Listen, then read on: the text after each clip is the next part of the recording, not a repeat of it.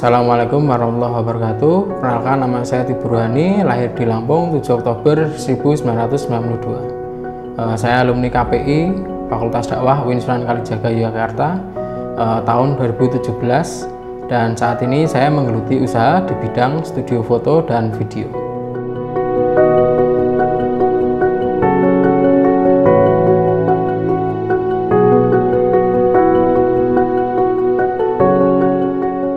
Awalnya saya menekuni di bidang studio foto dan video ini berawal saat saya masih SMA ya. Jadi SMA itu ada keminatan, tapi belum di foto dan video. Jadi saya masih menggeluti dunia art atau dunia visual yang lain atau graffiti gitu. Jadi saya sering dulu iseng-iseng minjem HP temen gitu ya. Jadi ketika temen yang sedang gambar dan saya cuma nunggu gitu. Nah daripada bosen ya pinjem kamera teman, pakai kamera HP, terus dari situlah iseng-iseng untuk bikin video-video teman-teman waktu graffiti, kita main-main hand drawing gitu kan. Itu bener-bener lagi tren. Terus kalau nggak salah itu baru awal-awalnya Facebook, kalau nggak salah baru awal-awal Facebook main. Nah kita uploadnya di situ.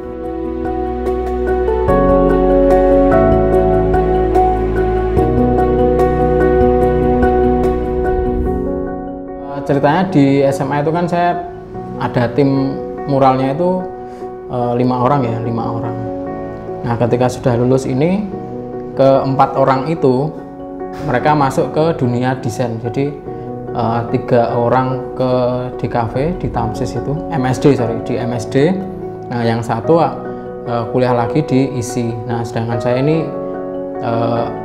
masih kayak ragu-ragu gitu, karena dari orang tua juga tidak menyetujui jika saya harus kuliah di jurusan seni gitu ya. Ibu saya pengen yang di PNS gitu kan, nah atau di pegawai-pegawai yang perusahaan pada umumnya gitulah, orang tua pada umumnya. Nah, tapi alhamdulillah ketika mendaftar di UIN itu saya daftar sendiri gitu, jadi nggak ditemenin sama orang tua. Jadi saya bisa memanipulasi pilihan orang tua gitu ya. Jadi di pilihan pertama, kedua, dan ketiga itu saya ingat saya tuh disuruhnya ke KUI sebenarnya, di ekonomi syariah, tapi kok saya tuh pengennya KPI gitu ya, pengen KPI banget gitu, karena ngelihat jurusannya broadcasting dan jurnalistik. Nah dari SMA kan udah punya basic visual kayak hand drawing, terus vektor juga bisa lah dikit-dikit. Terus habis itu pernah pegang editor di komputer PC dulu, namanya masih Movie Maker gitu ya, akhirnya milih KPI. Nah disitulah saya akhirnya keterima di KPI, karena KPI jadi pilihan pertama pada saat itu.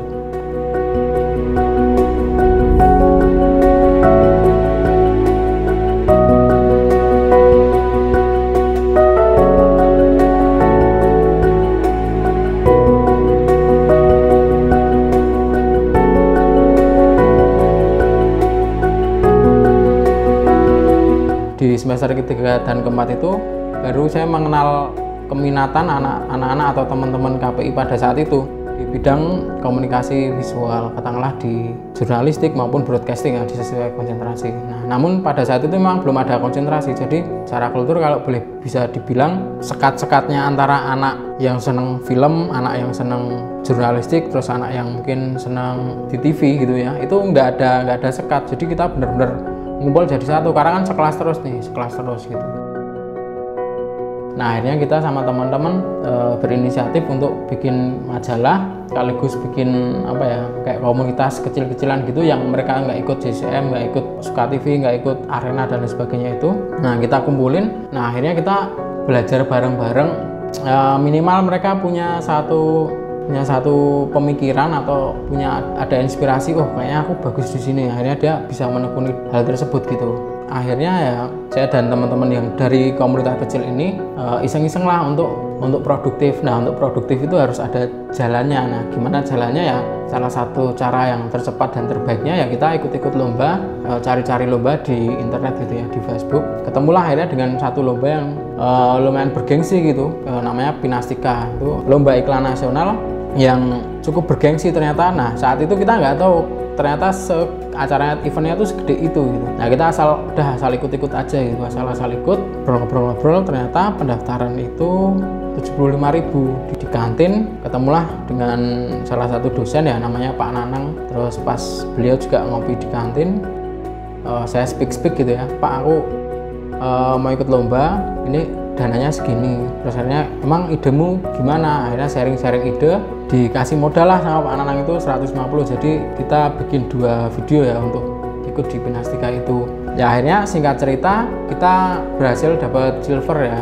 Awalnya saya nggak nyangka kalau bakal jadi juara, terus nggak nyangka juga ternyata karena di lomba itu banyak, di event itu ya, di event itu kan banyak agensi yang ikut. Akhirnya ada satu agensi yang nge-link lewat teman saya, mau nggak jadi editor gitu. Ya udah coba mas, coba ngedit. Nah singkat cerita akhirnya ya saat itulah saya dari situ istilahnya apa ya, menekuni dunia di editor video. Setelah sebelumnya kalau belajar ya semuanya dipelajari, mulai dari pegang kamera, nulis naskah, karena kan semua apa-apa harus dilakukan sendiri dulu waktu belajar. Nah ketika di pekerjaan ditawari untuk jadi video editor ya coba gitu.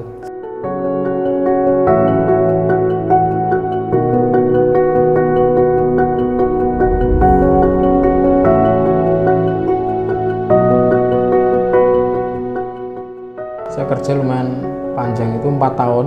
Jadi salah satu alasan kenapa lulus dengan durasi waktu 7 tahun itu karena di tengah-tengah kuliah saya ditawar itu. Nah setelah itu saya keluar dari agensi, ditarik lagi ke PT gitu. Jadi 2 tahun, 6 tahun lah saya. Nah tapi di akhir-akhir iklim pekerjaannya itu udah mulai nggak enak gitu. Terus akhirnya ya saya memutuskan keluar, kemudian punya ide untuk membuat sebuah studio. Karena yang pertama ya alhamdulillah ada tabungan yang bisa disisihkan untuk membuat studio sendiri. Terus kemudian yang kedua itu memang wirausaha itu memang sudah cita-cita dari lama gitu ya.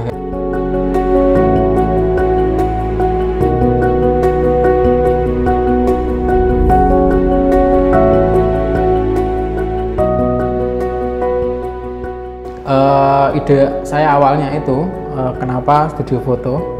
Nah studio foto itu karena saya melihat minat teman-teman untuk foto di saat wisuda gitu ya, atau permintaan di saat event-event lain itu lumayan banyak gitu di Jogja. Dan saya juga punya ide atau untuk pengembangan studio itu sebenarnya nggak cuma di foto tapi juga di multimedia gitu ya. Jadi apa aja yang bisa dikerjain ya kita kerjain gitu, kayak misalnya video profile, terus dokumentasi event, sinematik dan lain sebagainya. Terus kemudian butuh kayak apa, bikin iklan produk gitu, kita juga bisa untuk mengerjakan itu semua di studio ini. Belum ada studio foto yang deket-deket di daerah-daerah sini. Kalau sekarang kan sudah banyak, dulu masih jarang gitu ya. Dulu masih jarang ada studio foto. Akhirnya didirikanlah studio Life Story.